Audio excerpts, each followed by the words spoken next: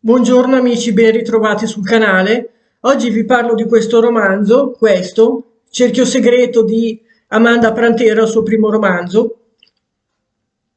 L'autrice nasce in Inghilterra, a Suffolk, nel 1942, figlia di una coppia di giovanissimi, viene affidata alla nonna e riceve un'educazione tipica dell'epoca con governanti private, alcuni anni in convento, scuola a Oxford, in Francia, in Italia, eccetera. All'età di 22 anni si stabilì definitivamente in Italia sposando un professionista da cui ha avuto due figlie.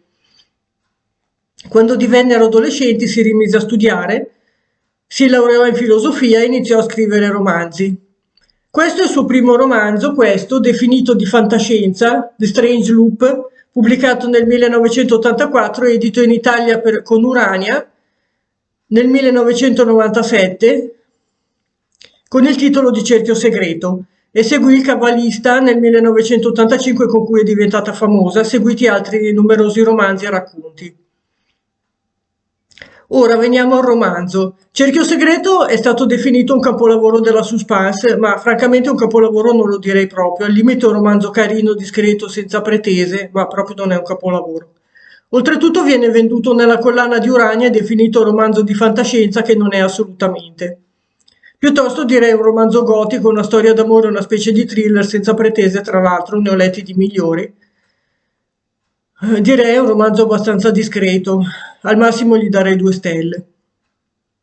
Tra l'altro, se ancora non l'avete fatto, vi invito a iscrivervi al canale e cliccare sulla campanella per le notifiche.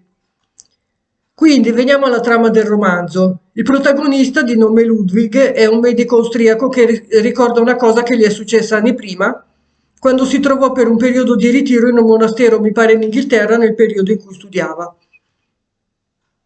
Il monastero era stato ricavato da un antico castello medievale e durante la sua permanenza si accorge che nella torre più isolata della struttura si nascondeva un essere, una persona incappucciata che viveva in totale isolamento da anni e non usciva mai.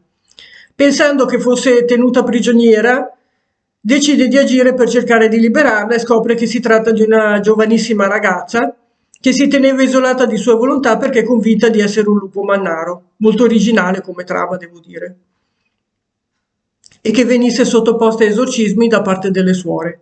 Ovviamente, come tutti i romanzi di questo genere, i due si innamorano e lui cerca di farla curare e di farla uscire da questa situazione. Ora, a me l'autrice ho visto che è molto apprezzata e riceve ottime recensioni, ma francamente io l'ho trovato un romanzo piuttosto banale e scontato. È scritto bene, la capacità di scrittura non è male, la tecnica è buona, però la trama è trita e ritrita e sono storie già viste 1 milione di volte e per di più non è assolutamente di fantascienza, come ho già detto. Probabilmente non è il mio genere, gli diamo 2 stelle. Questo è il romanzo, se volete provare a leggerlo, un romanzo senza pretese.